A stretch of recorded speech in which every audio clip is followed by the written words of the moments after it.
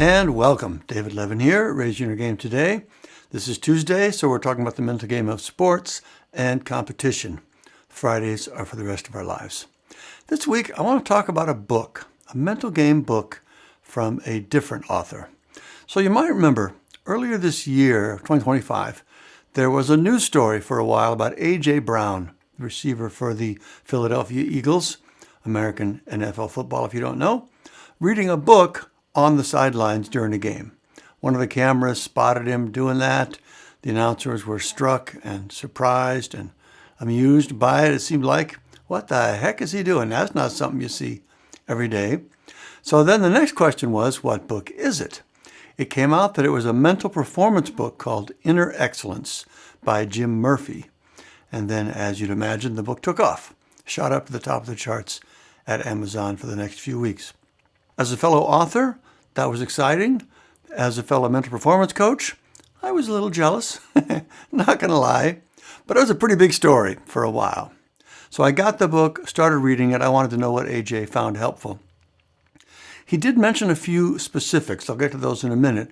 But basically, there are some passages in there that helped him stay centered and have the perspective he felt helped him play his best. So it's almost like he was using it like a devotional or a Bible study sort of approach. You revisit and reflect on a particular idea, and that helps you be in the state of mind you want. And of course, I have to honor that that did help him, right? I mean, I may have my criticisms, but if a book helps someone, that's great. And it clearly helped AJ. He had a great season.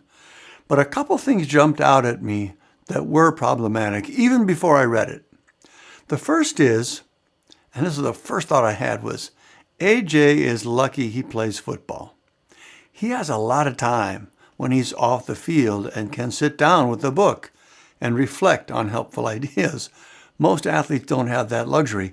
I remember one of our first certified coaches, he had taken a coach training from another company before ours, and he said they had good stuff in there, but he was a basketball coach, and the material in that course just wasn't practical for the speed of play in basketball. Too much thinking, too much remembering, more likely to get stuck in your head than anything else. What basketball needs is mental skills you can use in an instant when the pressure is on. And I think that's true for most sports, soccer, tennis, golf, volleyball, pickleball like I play. Having that kind of time like they do in football is a unique luxury in sports. But the bigger problem for me was this, and this is actually a pretty important observation, not just about this book, but about mental game training in general. If the help you get from a book or any material comes from rereading, revisiting a passage or concept or idea, you haven't learned any actual skills. You're just getting reminders that you're going to be dependent on forever. You don't know specifically how to manage your thoughts and regulate your emotions. All you know how to do is pick that book up again.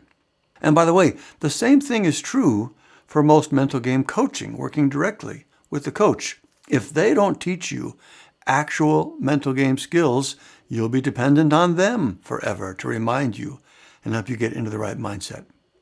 That is the big problem with AJ's book. Before you even get into the content itself, if you have to keep reading a book to have it help you, you haven't learned any skills. Do you imagine AJ has to keep asking his coaches for reminders on how to run his patterns or catch the ball? Of course not. He's learned those skills, right? He's on his own now with those. He doesn't need reminders. If he did, that would be a problem. Mental game skills, actual skills versus just ideas and concepts, are like any other skills. You learn them, you practice them, you improve them over time. And once you have them, you don't need reminders on how they work. We do recommend reading our book twice, Raise Your Inner Game, just to make sure you've internalized the training. Our private coaching for athletes runs 6 weeks, but after that, you're done. You've got it. You have the skills you need. RaiseYourInnerGame.com if you want to know more about those. But you would never see someone with our book on the sideline because they don't need it anymore. Once you have the skills, you can coach yourself and manage your mental game on your own from then on. So again, that's the big problem. with AJ's book. The fact that he needed to keep reading it to get the help it provided means by definition, it didn't give him actual practical mental game skills. It was just a collection of helpful reminders. So now a couple of thoughts on the content itself. Here are the passages AJ mentioned he found helpful. First, quote, if you can just have a clear mind and remember that nothing else matters, clear conscience, nothing matters, negative or positive, you're willing to take risks, end quote. So the first part of that, if you can just have a clear mind, that's huge. A clear mind, the ability to quiet your thoughts, is actually the single most powerful factor in peak performance. So that's great. But how do you do that? How do you clear your mind? It says nothing about that. So you get the concept, you don't get the actual skill.